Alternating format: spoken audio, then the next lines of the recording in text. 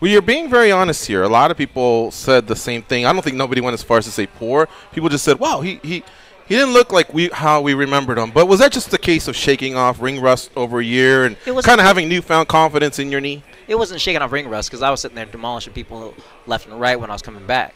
Like in the gym, they brought in all these different characters and were in my weight class, probably from 170 and above, and I was making sure I can go ahead and put easy work in these dudes. And then all of a sudden I came here and I saw my friend and I saw him wince. I saw him start to. That's right. You and Zach did camps together, right? Yeah. Okay.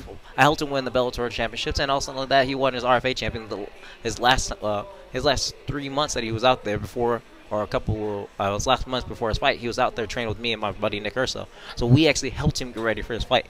And then when I got hurt, the first time, again, when I was supposed to fight Scott Jorgensen, I called him up and said, "Hey man, I know you just fought, but were you willing to take this fight?" He's like, "Yeah man, I'll take the fight."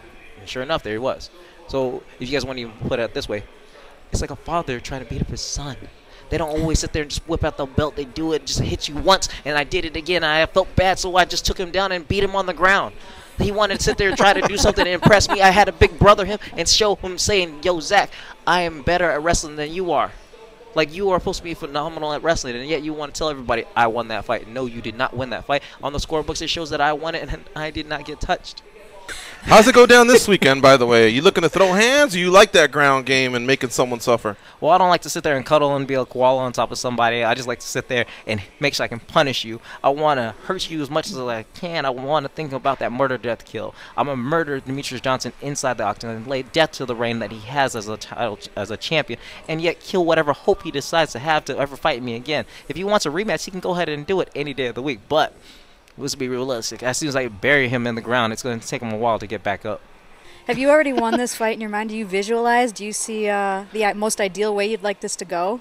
The most ideal way that I want to see this fight lay out is me hitting him and continuously hitting him over and over again. I'm making sure that I'm dribbling his head across the canvas of the octagon. A beat down. Not just a beat down. I want to make a bloody mess. I want to make it a massacre for people to remember for all times. Demetrius Johnson has been sitting there telling people that he is the greatest champion that's come through, and he wants to go ahead and step over people's boundaries and break people's records, and that's what he's going for. If that's his goal, then he's going to have to make sure that he can do it with me. I'm going to make sure I can come up with my own goal, and I'm going to break my own record by dribbling a man's skull across the canvas as many times as possible. I want to know how far I can trace his blood around the canvas and make my own masterpiece. Like how it is said, it is a canvas. I got to make some type of artwork out of it.